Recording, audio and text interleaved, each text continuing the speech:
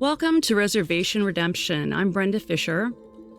And before we get into this week's episode, some really great people have come into my life because of this project that I started with my friend Chief, who a lot of this story has been about or connected to in some way.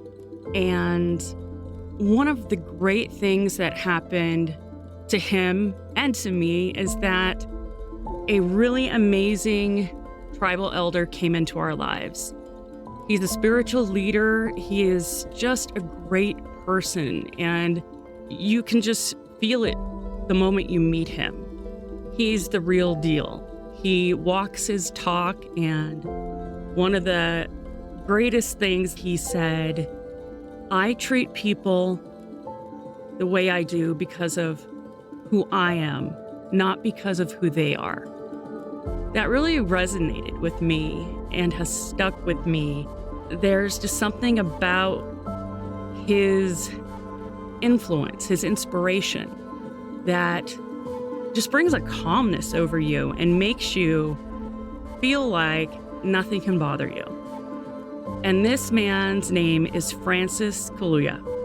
He is a Kalispel elder and just a great person. There's just nobody like him.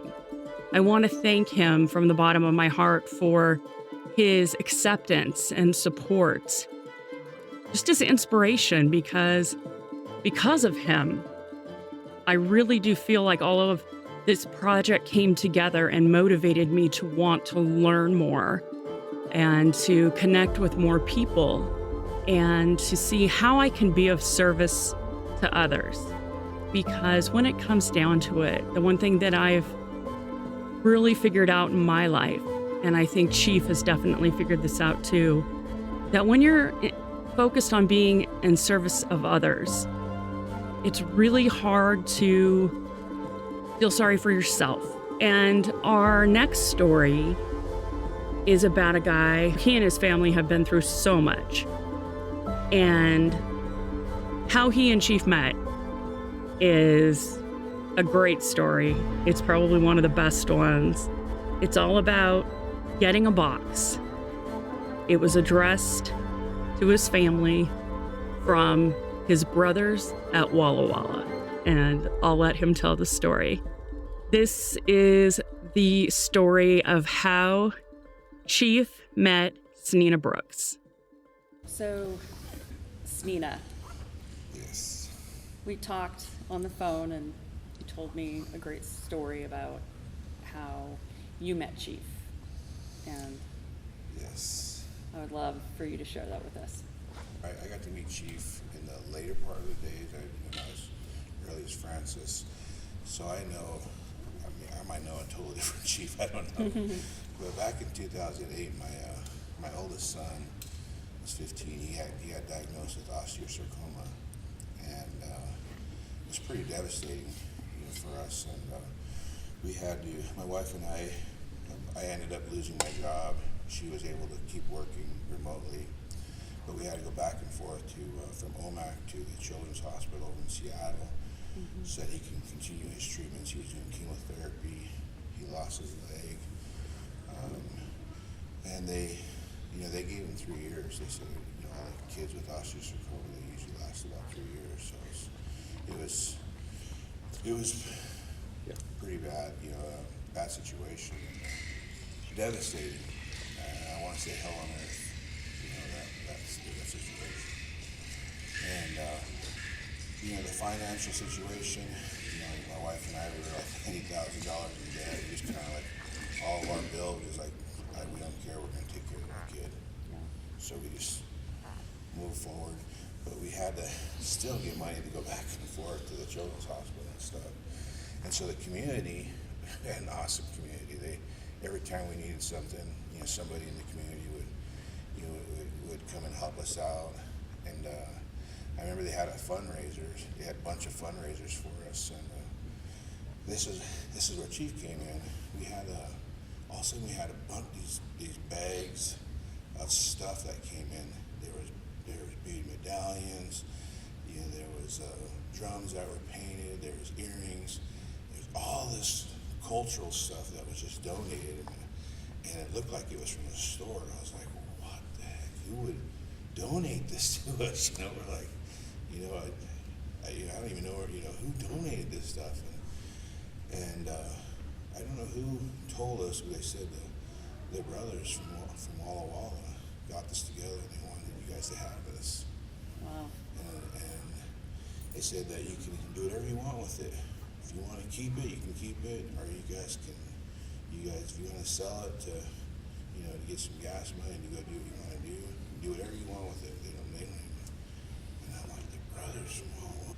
You know, I never heard of this before. You know, these guys were doing this, and then a couple of days later, I get a call from Chief, and that's when I got introduced to him, and I was like, he was telling me, did you get our stuff? I'm like, yeah, we got this stuff, man. It's amazing how you guys, the beadwork was immaculate. I was like, wow, you know, you can tell their work from anywhere else in the world. Yeah. You know their work, because it's like perfect, job perfect, Mm-hmm. and the drums, the way they're painted, is just amazing. And so, you know, I was thinking, man, you got to thank the brothers inside there, and I thank you guys. And yeah, we're gonna hold a fundraiser and auction some of that stuff off. And no, not me, but we had a family member that was doing that, and I want to say they raised around $3,000 doing that for us. Wow. Yeah, and it's like, man, that, you know, it cost $100 every time I went over to the children's hospital, plus, you know, our food. And so that, you know, that got us through a couple of 3 months, you know, at least, that, you know, to help us out like that. And I was really grateful. But when I talked to him, I was like, man, how do you guys do this? And you guys, we just built up this program, and the brothers, you know, they do all this work, and we want to donate it to a worthy cause, and you guys are a worthy cause, and right now we want to help you guys out. I know you guys are going through a lot, and it kind of choked me up quite a bit, you know, because he was, you know, in the limited capacity that they're doing, you know, they were able to do so much for us, and it was so needed at the time too. It was like perfect timing for a lot of that, and so it's really, really powerful to see, you know, what these guys could do, you know, to help somebody out in their time of need. And then Chief was, you know, I told him, I go, yeah, my son wants to thank you too. And my son got on the phone and was talking to him too. And what I really liked is he was straight up with us. You know, he a lot of people, because of the cancer and stuff, they talk really gentle to you. You know, but Chief was like, don't. He goes, you fight every day. You fight. He goes, you have a warrior spirit. That warrior spirit's come from generation to generation. You know, your ancestors had to do their own fight to get to right here. You have to do your fight. And he talked to my son like that. And usually everybody's like, you know, I'm sorry you're going through that. But he was just like, he was really powerful words, and I think we needed it at that moment. He was like, he kind of showed my son, you know, all the ancestors, they had these struggles too, and they all fought all the way through to get to this point, and now this is your fight. And I was like, wow, that's pretty neat. And my son was like, yeah, I'm gonna, and he did. I mean, he fought to the very end, you know, everything that he did.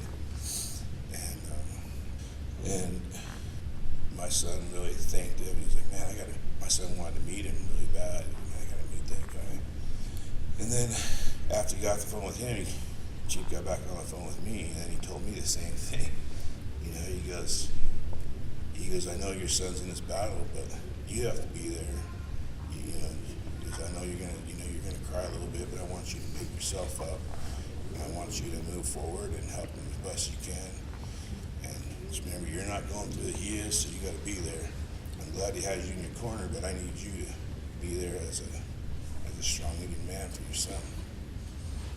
feel pretty helpless, but you do what I was feeling really helpless, and I go, I'll do whatever I can, He's like, that's all you can. And he didn't stutter in his words, he didn't get choked up or nothing. He was really stern about it. And let us help you. You don't have to take all this yourself. Let us help you. All of us guys in the prison here are going to be praying for you, and I'm going to call you again, and all of our prayers, when we go sip in that sweat, pray for you and your son, and best outcomes. So you guys keep your head up and keep moving forward. And I knew at that point, I was dealing with a really strong man and a really good man, and he had a lot of good brothers with him. And half of my friends, they're either dead or they're in prison. So I knew a lot of those guys in there are my friends too. My buddies I grew up with, and so man, that's pretty powerful. I think it still helped me in that way.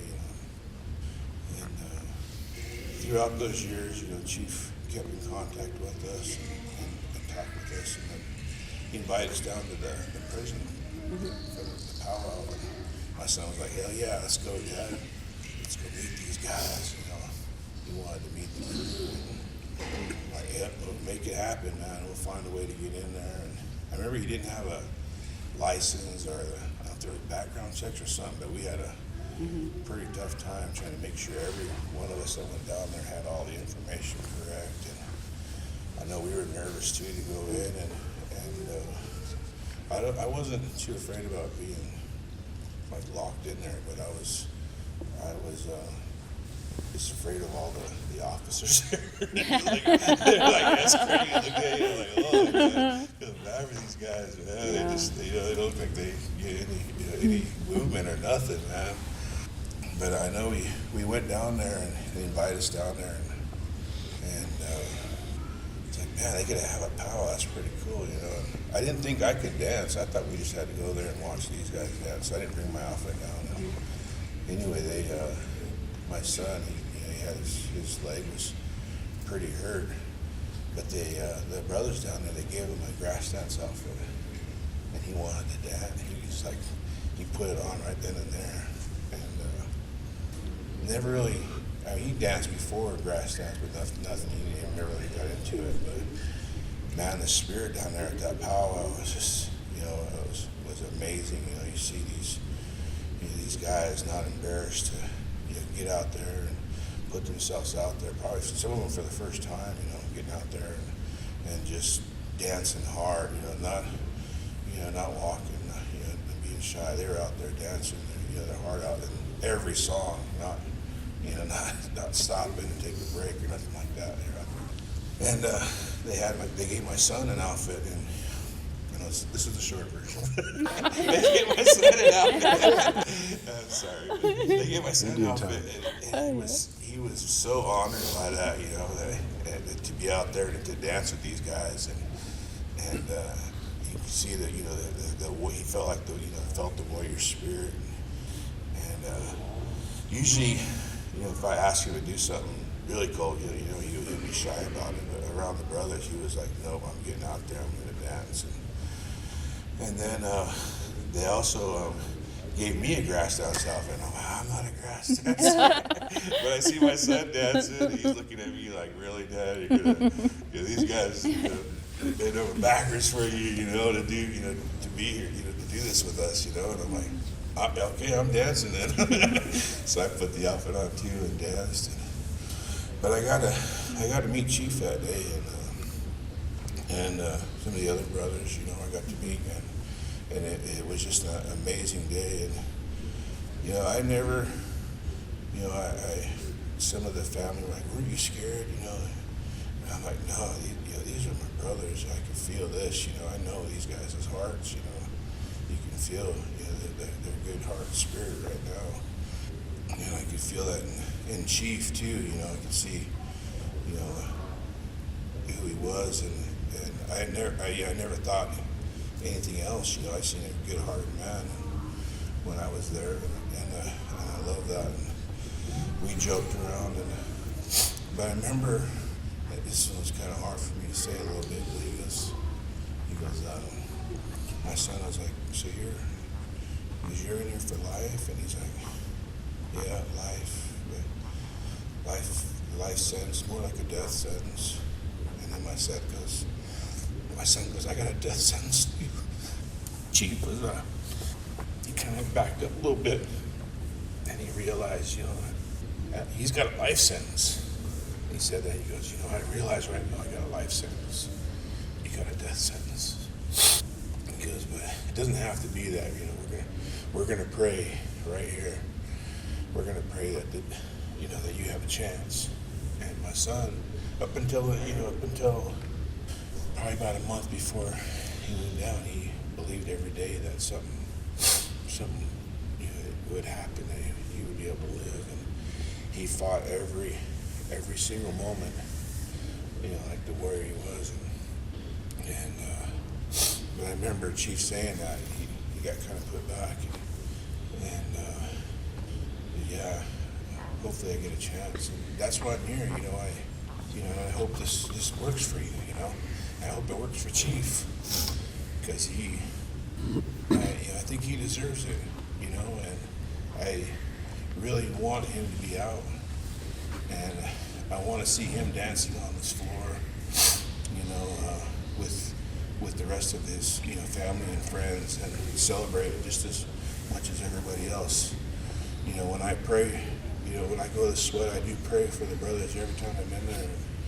I pray for that exact thing. I want to see Chief dancing, not in there. I want to see him dancing out here, in these arenas. And I think that's going to happen for him. And back in, I want to say 2010, there was a bill that went to the state, and I was on council, and we're supposed to, we watch all the bills that go to the state, and we try to find ways to introduce portions for tribes to get money, or we try to find ways to get tribes included on the bills if they're advocating money or advocating new laws, that we make sure that the tribes are included with it. Anyway, I seen this bill that potentially may have helped Chief with the children that did violent crimes have the ability to go to parole. And I was like, man, I'm clearing my schedule. I need to be there. I want to be there and testify for him. And he didn't ask me to. I don't even know if he knew about it. But I went down there, and I know this lawyer. He had this whole thing written out for me, but it was too emotional for me, so I just kind of took it over, and I think I kind of messed up a little bit about the details, correct? But I shared my heart, and like Francis said, this is a process. We take those little steps here, and maybe the next step is a step closer, and then pretty soon, third or fourth steps down the road, we get our way, and that's kind of what I'm hoping for. Even taking this step, maybe it's educating the public or the people about the spouse of Chief, the heart of him, and the other brothers that are doing great things for our community and our the loved ones out there, and in their capacity, their limited capacity within those walls. That was the short version. So, Mike, you spent a lot of time with Chief, and tell me more about your experience with him and how your friendship developed. Okay, so I've known Chief. I've done about 23 years incarceration, and I've known Chief for 16 of those years. We lived in the same unit for 8 years. He has another name he goes by, Wakletchi. I think I'm saying it right. Forgive me if I'm not. But it means the quiet place below the cliffs, And to me, that kind of does symbolize Chief, right? So in prison, you have a different kind of language, right? People speak a language of violence. They speak a language of greed, manipulation, and that is where you usually meet people at. Is you expect that's the kind of language that those people speak.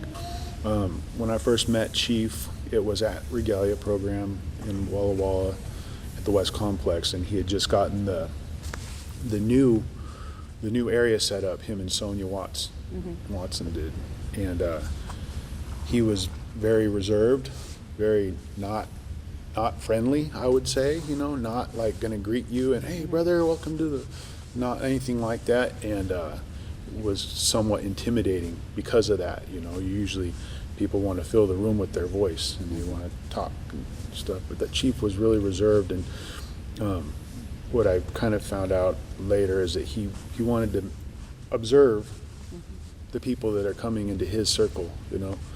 because his circle was his family, and that family was really important. And it's very hard for people who have life without, or who are doing long periods of time of incarceration, because they have people come in and they get close to those people, and then those people go away, and you don't get to form those lasting relationships that are meaningful. And it's very hard for people to want to let you into their heart and let you into their family without knowing for sure what you're about and what your intentions are. So I think that that's something that's remarkable about Chief, is that he's been operating in the dark, right? He went to prison when he was 17. You plant a seed in bad soil, you expect a bad plant, or for it to not to bear any kind of fruit, right? And for Chief to have gone to prison and barely missed the death penalty, but to get put in a place where the doors of the prison would never be left ajar for him, and for him to flourish in that, and to not just flourish and grow as a person, but to try and bring other people along, right? We have a lot of urban Indians and city Indians and gang members, and they come into prison with that mentality, and they're given a choice. You can run with the gang members, or you can be a part of the circle and learn about culture and whatnot. And the brothers that decide that they want to go the gang route, they quickly learn that they're really not cut out for it, and especially in that environment. And so they come into the circle, and then they get to learn about their culture, and maybe not specifically their culture, but just the Indian way in general, going to ceremonies, being part of talking circles, learning how to drum, how to bead, do different kind of artwork. And the thing about powwows, and Chief puts these powwows on. I mean, there's no mistaking, these are Chief's powwows, right? He organizes them, he contacts people in the community, he gets resources to get beads in, he gets resources to get leather donated, and then he goes through each of the members of the circle and say, hey, this is your time to shine, this is your time to make something for your family, show them that you are more than what they think you are. And they get to see you dance. You're going to learn how to dance, or if you're too embarrassed to dance, or you're not coordinated, whatever, you can drum. You're going to be a part of this powwow somehow. And if they don't drum or dance, they're up there. They're taught to serve the elders first. Don't cuss in front of the elders. Make sure that they have their meal first. Greet people, And this is teaching people who are antisocial to be sociable, right? And nobody taught Chief how to be a social worker. No one taught Chief this is how you change somebody's heart, by bringing them to their culture. These are just things that I think changed Chief, is his culture, and working with guys who have been in the circle for many years and who he learned from. And then people like Francis too, who took the time to teach him about culture and language and stuff. So for me, those probably first initial years being around Chief were kind of very uncomfortable for me, because I had insecurities of my own, right? And I was never sure where Chief was coming from, because he was so quiet and so reserved, right? But I only ever saw Chief do things for other people, and I only saw Chief being positive about things. If there was something negative going on, he just didn't have an opinion about it. He just kind of kept himself away from it. And he would say things like, that's for the yard. We don't bring these things to our circle. We don't bring these things into our lodge. That's for the yard. Keep it away. And he never wavered, ever, the whole time I knew him. And it wasn't probably until I got my clemency and was moved from the closed custody facility to the medium, and me and Chief were in the same unit on the same side, and that's when I really started to get to know Chief on a personal level. We would sit at the table and we talk about hopes and dreams, you know, and I had a lot of guilt in a way because I had received clemency. I had life without also, and I had received clemency. And here this brother is giving me coffee, inviting me to come and sit down, being excited for me and talking about my future when I know he doesn't have the same thing that was given to me, right? Right. And nobody is deserving of grace, right? It's not something we are owed. Nobody owes us a second chance. Nobody owes us grace. That's something that is given to us, is gifted to us. I think Chief understands that, but we talk about people who have been in prison for so many years and they didn't sour, they only sweetened, they only grew, and that they touched so many other people's lives, like Sneena's life, you know, and that's just one example of the people in the community that he's touched and talking to, spoken to, and worked with. Yeah, I can't say enough good things about Chief. We've all done things in our life that we're not proud of. I can't imagine what it's like. I don't think anybody can imagine what it's like to have done something at such a young age and to forever, ever be judged by that one thing, and to never be judged for the 100,000 good things that you did, but to only be judged for that one mistake, that one horrible thing. And I can tell you that Chief is deeply disturbed by what brought him to prison, that he is so hopeful that the family would forgive him, that he's worked very hard to try and earn that forgiveness from that family, but he also respects them, that he will give them their space. Yeah, and that's Chief, he helped me learning about culture, about my culture. If it wasn't for him, I don't know that I would have gotten clemency, because being part of our circle helped me to remove the stone that was in my heart, and that was through Lodge and through being able to go to a place where I could be open and honest about the things that hurt me and releasing that into that darkness. And if I didn't have a brother like Chief there to help walk me through that and guide me through that in a big brother kind of way, not in a boss kind of way, but in a loving big brother kind of way, that I don't know that I would have received clemency, you know. And that's the short version. That's really powerful. Because there's so many more good things to say about him, you know, and stories. I do have a funny story. Okay. That would be good about now. So they're at powwow, right? And they got the host drum, and they're drumming, and they're real excited, and they got a fast beat, and they want to sing they want to sing every verse of the song and get all of it out there, right? And the guests are dancing, and your mom Wilma had finally come over the drum and, you mind slowing it down? But they're so excited, and because they have to dance to that beat. And they're doing like 8 pushes of a song. Thanks for tuning in, and if you like what you hear, please subscribe and hit the bell so you're notified when we upload our next episode. Check out our website at reservationredemption.com, and if you have any inquiries or want to discuss your Native journey, send me an email. Please include any stories if you have missing members of your family. We definitely want to help. Follow us on Twitter, Res Podcast, so that's at REZPODCAST. Facebook, Res Redemption, REZ Redemption. And an IG, it's just Reservation Redemption. Thanks so much again for listening in, and we hope to have you hanging out with us next time.